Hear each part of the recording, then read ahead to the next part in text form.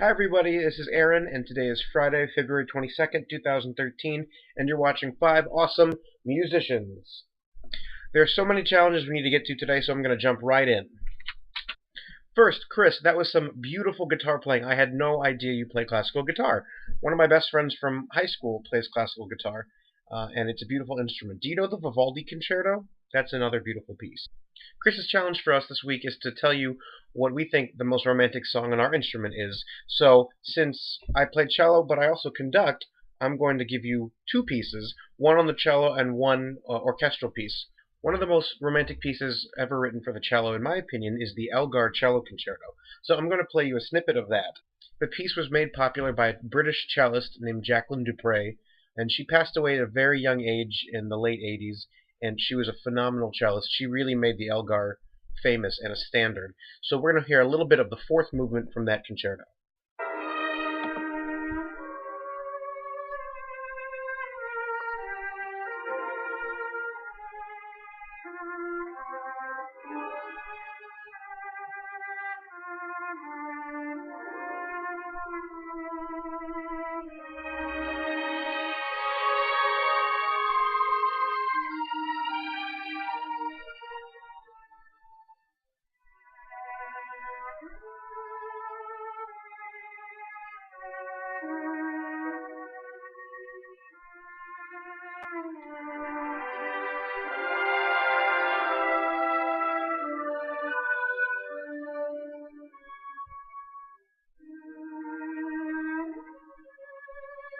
Oh, that shift. Oh, melts your heart.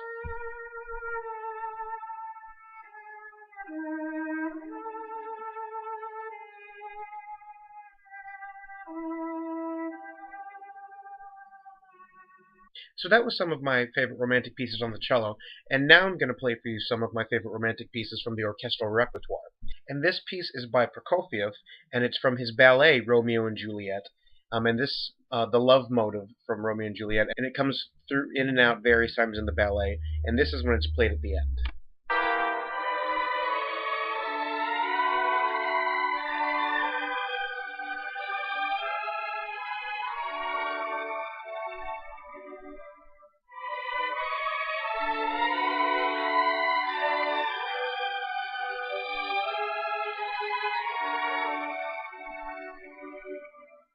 So that was some of Prokofiev's ballet music to Romeo and Juliet.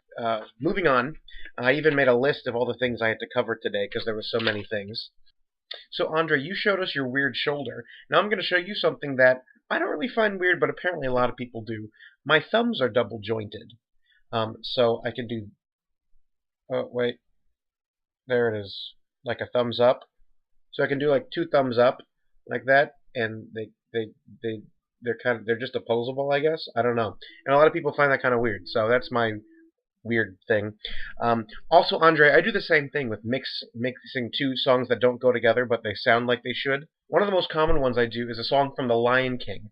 Oh, I just can't wait to be da da da dum bum ba dum bum bum bum ba da ba dum bum bum, which goes to Under the Sea from The Little Mermaid. So that's not right, but I always do that in my head. And Emily, in answer to your question, both of JB's answers were correct. One of the most important things that I look for in auditions is not only are you prepared, but how creative and inventive are you with the song or with the character. Given whatever the show is people are auditioning for, I want to see what they come up with, what they think is a good audition song, and I want to see how creative they are, and if they really put the time and effort into coming up with a good, prepared audition. Because that's oftentimes a good test of whether or not they're going to work hard and be prepared for rehearsals. I want to see how creative the person can. That's just another opinion, but like I said, both of JB's answers were also very. So I know I owe you guys a cello performance or two, and I'm hopefully going to get to that this week, this upcoming week, or this weekend. This past week has been absolutely crazy. Edwin Drood rehearsals started, and Little Shop is continuing.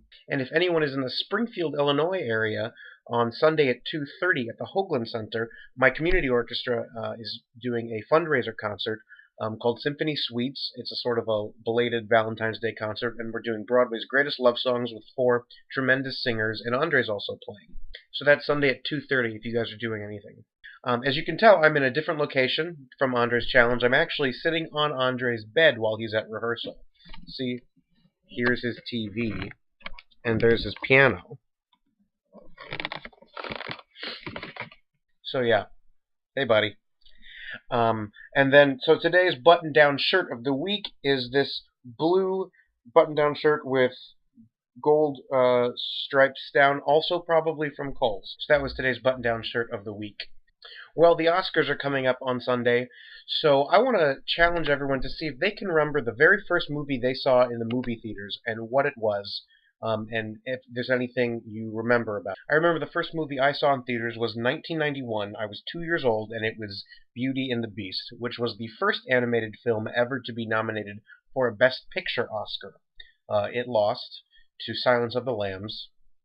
But that was the first movie I saw. Also, in your spare time, in honor of the Oscars, I think we should all spend some time YouTubing clips of Billy Crystal hosting the Oscars and his awesome Oscar parody songs, because most of them were written by none other than Mark Shaman, who went on to write music for Hairspray and for Bombshell on Smash. And they're really funny, and it's really terrific stuff.